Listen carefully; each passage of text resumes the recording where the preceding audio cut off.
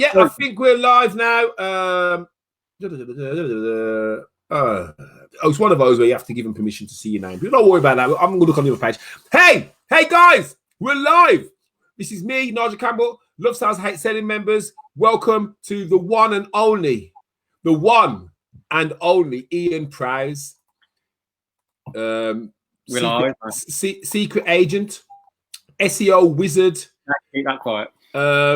This guy's going to share some wisdom with us today. So I'm really glad to have you on, Ian, today. So thank you very much for joining us. Ian,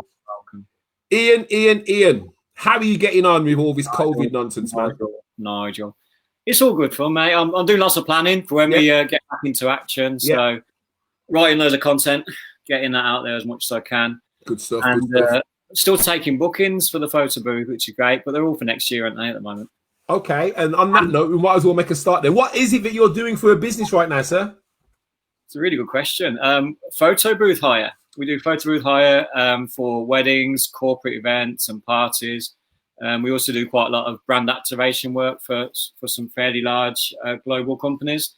Brand activation? Yeah. Oh, tell us more. Brand activation. Come on, man. Expand. Bringing people's brands to life through activities, I suppose. So one of the franchisees I worked with recently did some work with Wrigley's, Miles on Wrigley's. Wow. Have you seen the zombie advert on the telly for Wrigley's? Or not? It's been on a few times. So we did a bit. Are you on about EastEnders? You said zombies. I mean, same thing, innit? Same thing. There we did a bit of work on that with basically throwing chewing gums into zombies' mouths and all that sort of stuff. So there's loads of different opportunities. Photo booths a lot more than people think, to be honest. And you was involved in that? Not me personally. One of our guys was. Wow, that's amazing. That's the first time I've heard. I didn't realise that you had your tentacles stretched so far. I didn't realise that you kind of got involved. It's nice sales and marketing for a long time, so it's nice to be doing stuff along the marketing line still. Oh, brilliant, man! What the hell was that?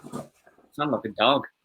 Right, that is my dog. The dog's in the room because what happens is if I shut the door, she barges in. Which means that my backdrop then becomes really messy. So I'm keeping her hostage. But the downside of that is that anytime she hears a noise, because she is skitty, she barks. Hey, chill your bones, man. What's she called? Dexy. Dexy. Dex. Don't start her off, mate. She'll want fussing then, and she'll be like trying to get at the screen. So stop that. So, what inspired you to start the photo booth business? That's a really interesting question, isn't it? It's quite a long story, really. As you know, my background is sales and marketing. Done a lot of work with companies like Entrepreneur Circle, The Best Of, and various people. And so I've known Lee and Kate, the franchisors of Smiley Booth, since I spoke on stage at a National Entrepreneur Circle event, probably about 8 or 9 years ago. Okay. I've been in contact with Lee mainly, and Kate a bit ever since then, which is cool. And they approached me to help them to do some sales work for the franchisees. So I was doing that for probably 6 or 7 months, I think. Oh, wow. Getting loads of customers, which is great for photo booth hires. And I was just thinking, I've always wanted, my business has always been service-led, pretty much. Yeah. I've always wanted to have an actual product, something that's there. Do you know what I mean? Yeah. I enjoy running events. I enjoy meeting people. I'm quite good with people usually. Depends if they're good with me. You're good, man. You're good with people. Good with people, and it looked like a really good, fun thing to do. So the most important thing when you're starting any business is research, isn't it? I'd naturally done the research by working with them, of course. And the more I was doing it, the more sales I was getting. Yeah. And the more me and Nikki were speaking and just saying, we should just do this. Yeah. Why not? It's a bit of a change. It's a change in direction for me because I would say my background's helping people with helping small business owners with sales and marketing. Yeah. The good thing about that is that I'm pretty good at sales and marketing. So I can, and there's a business here with the photo booth that's got huge demand. Yeah. So I knew that there'd be a huge opportunity, and it's grown and grown and grown and grown, and all in sort of 10 months. Apart from the current situation where we're still getting bookings, but we're not fulfill. Can't fulfill them at the moment. Yeah, we're talking to lots of brides and grooms and moving dates to next year, blah blah blah, which is a bit of a pain for cash flow, but it's all good. And it means that next year is going to be an absolute bumper year for us. Well, I've had experience of your photo booths because you was at the Now What party. I was there with the booth. Wow. I mean, you even managed to make me look 10 years younger. So yeah, but them photo booths, guys, they've got the power. All about the filters. Yeah. Thanks, mate. I thought I was just looking 10 years younger. But anyway, swiftly moving on. So tell me about some of the challenges that you've had to overcome with the business. Yeah, it's a business, isn't it? So with every business comes challenges. Learning the sales process and tweaking it, developing the marketing.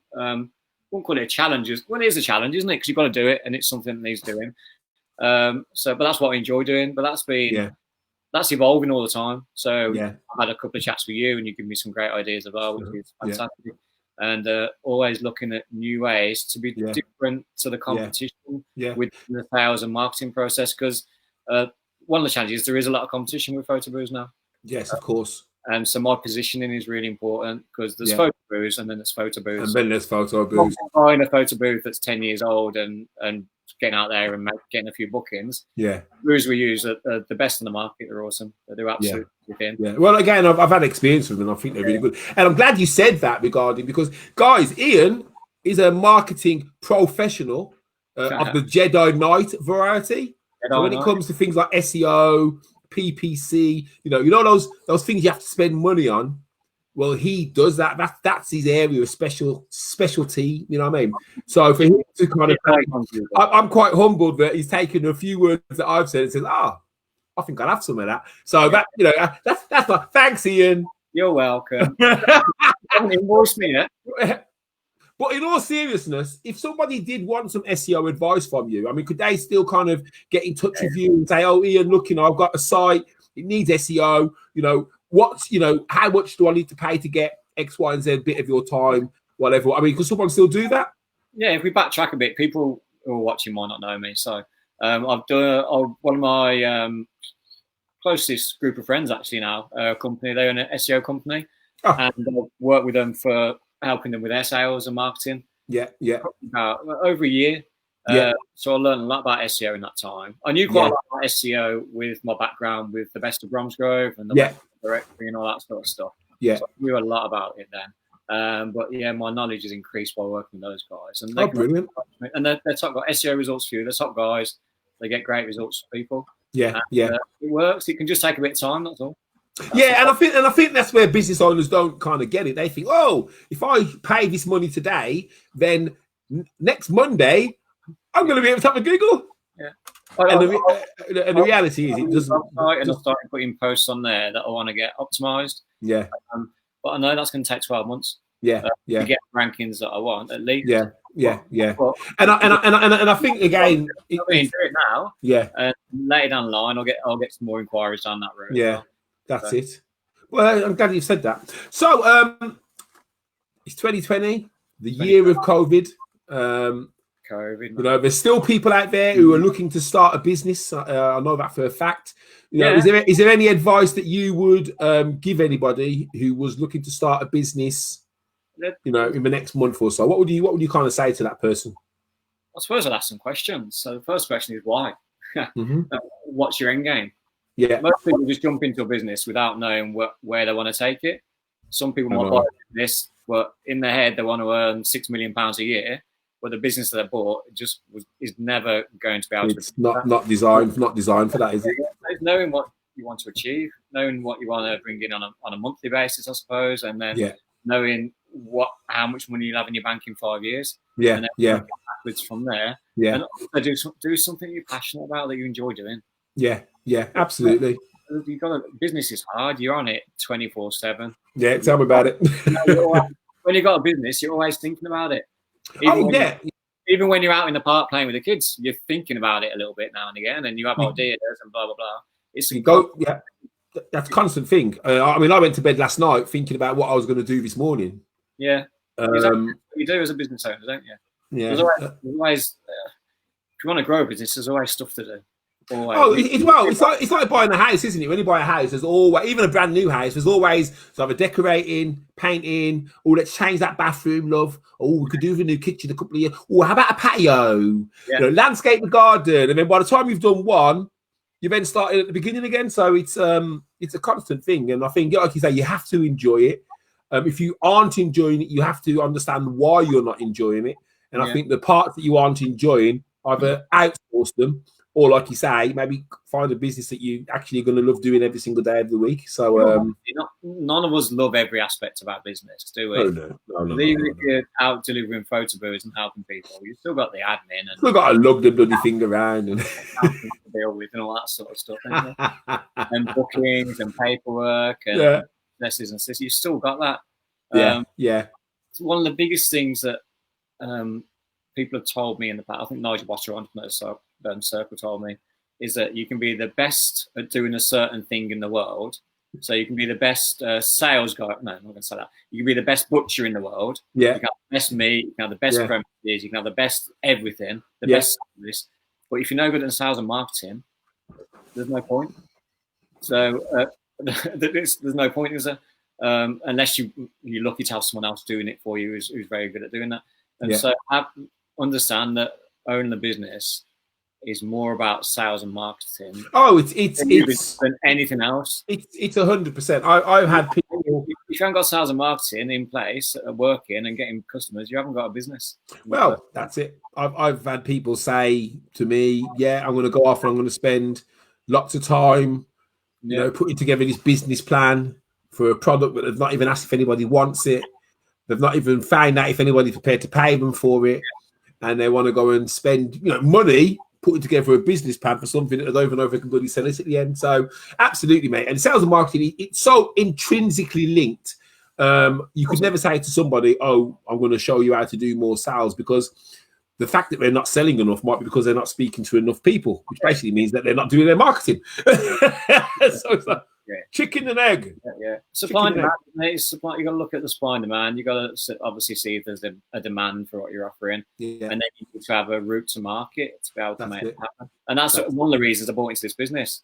I knew what the route to market would be straight away. Wedding showrooms and Google Ads. You know what I mean? It just works. Brilliant. And I knew there was massive demand. So have you JV'd up with anybody, any other wedding suppliers to see if you can between you? I'm looking to get to sort of expand the business, not just with photo booths, but with other things around weddings and events as well. But we've got a few suppliers that we talk to, and if people ask the question, do you know anyone who does a big one? People say, can we have love letters at our wedding? The 4-foot love letters.